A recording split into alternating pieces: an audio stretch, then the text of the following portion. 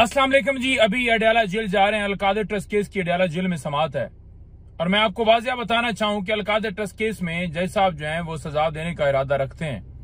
जज साहब ने दौरान समाअत ये कहा कि जो पॉइंट्स आप यहां उठा रहे हैं, यानी बरीत की दरखास्त के ऊपर जब बहस हो रही थी, वो उन्होंने कहा कि वो आप हाई कोर्ट में उठाइएगा।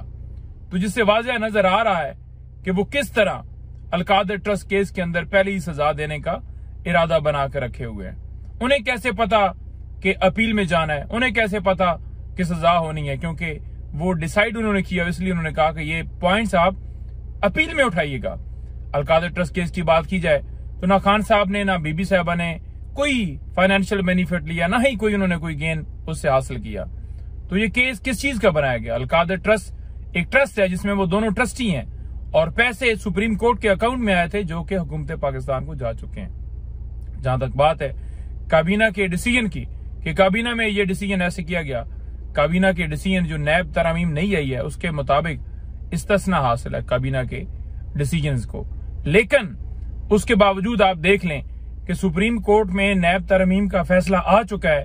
पाकिस्तान में किसी और का कोई केस नहीं चल रहा सिवाय इमरान खान साहब और बीबी साहबा के। तमाम के केसेस बंद हैं, नवाज शरीफ हो, जरदारी हो, कोई हो, तो ये सारे माफिया के केसेस बंद हैं।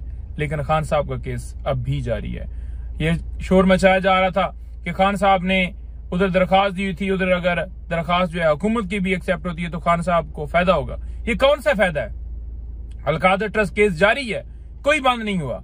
और जहां तोशाखाना केस की बात है, तोशाखाना केस भी नैब से हटाकर FIA के तहत जो है अंडर जो है वो चलाना शुरू कर दिया।